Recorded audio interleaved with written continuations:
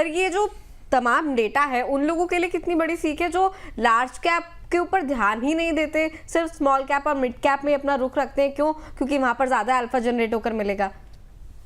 दिव्या देखिए, हम as an investor अगर बात करें, पूरे ग्लोबल की बात करें, इंडिया की बात करें, इंडिया के बाहर की बात करें, मेजोरिटी ऑफ लोग जब इन्वेस्टमेंट करते हैं ना, तो वो ये देखते हैं कि पिछले कुछ सालों में कौन से फंड ने अच्छा परफॉर्म किया है। आप और मैं भी अगर एक एज ए ह्यूमन बीइंग सोचें, तो हम कभी भी नेगेटिव वाले फंड्स में पैसा इन्वेस्ट करने से की जगह हम वो प्रेफर करेंगे जिसने पास के 2-3 सालों में अच्छा किया है। और अक्सर गलती ये हो जाती है। अब जैसे देखिए, अगर हम पिछले 1-1.5 साल को छोड़ दें, स्मॉल कैप का average analyse returns more than 30% दिख रहा था। तो आप सोचिए कि हर किसी ने 30% देखा होगा, तो उसकी तो एक्सपेक्टेशन यही सेट हो गई कि हमें 30% तो मिलेंगे ही मिलेंगे।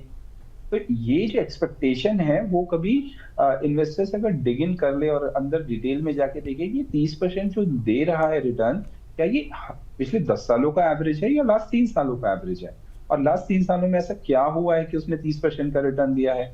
तो आंसर ये मिलेगा कि ये सस्टेनेबल रिटर्न नहीं है। Average sustainable return for small cap is 18 to 20% and for large cap anything between 14 to 16%।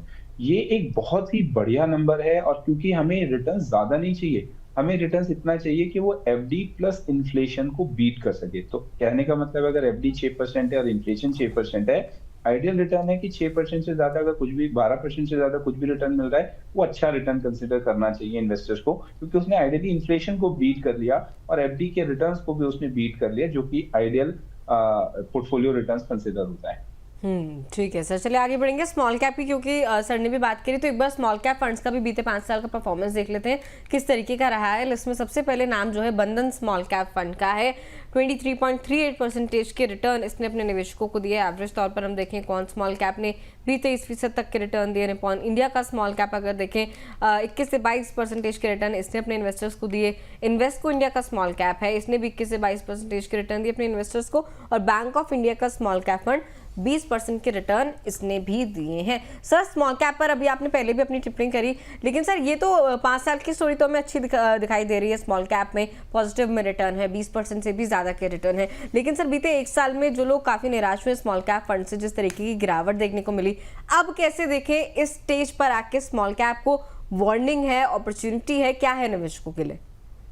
मुझे लगता है दिव्या, ये बहुत अच्छी अपॉर्चुनिटी है, बिकॉज अगर कोई भी कैटेगरी अगर अपने टॉप से 20% 25% करेक्ट हो जाती है और उसके फंडामेंटल्स में कोई इशू नहीं है, तो मुझे लगता है it should always consider as an opportunity. Cautious sign सिर्फ एक है कि क्या आप एक साथ लमसम पैसा लेके उतर रहे हैं या आप अपना पैसा ग्रेजुअली इन्वेस्ट कर रहे हैं। तो जिसकी रिस्क एपिटाइट हाई है, वो जरूर लमसम पैसा लेके उतर सकता है इन कैटेगरीज में।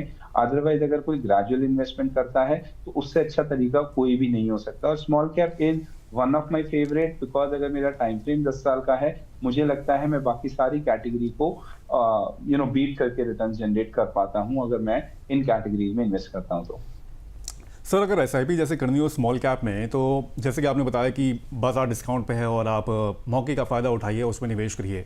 लेकिन मान लीजिए सर कि मतलब स्मॉल कैप कैटेगरी की अगर बात करें हम लोग, जो सबसे ज़्यादा डिस्काउंट पे जो फंड्स हैं यहाँ पर 10 की अगर मान लेते हैं, वहाँ पर सब लोग निगेटिव में हैं, या फिर जो सबसे कम रिटर्न्स दे रहे हैं, एक म्यूचुअल फंड इन्वेस्टर यहाँ पर कैसे सिलेक्ट करे कि कौन से फंड में डिस्काउंट पे है या फिर कैसे है, उसको कैसे वो सिलेक्ट करे और कैसे उसका चयन करे कि वो उसमें फंड में निवेश कर सकता है? वो डिस्काउंट कैसे देखे वो कि बेहतर डिस्काउंट कौन सा फंड दे रहा है एक तरह से? बहुत बढ़िया सवाल पूछा अभिषेक जी आपने। सिंपल तरीका से अभिषेक जी, वापस से ही आपको सबसे पहले देखना है मेरा बेंचमार्क रिटर्न क्या दे रहा है।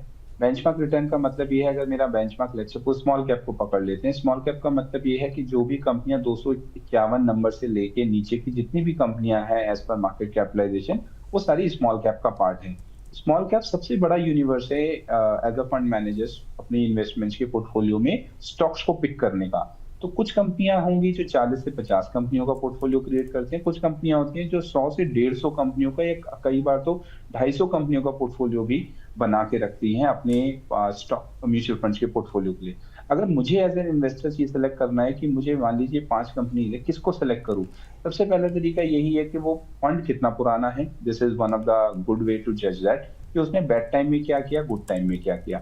दूसरा ये देखिए कि स्मॉल कैप में ना बहुत कम नंबर ऑफ कंपनीज नहीं होनी चाहिए, वरना आपका पोर्टफोलियो ज्यादा एग्रेसिव हो जाएगा।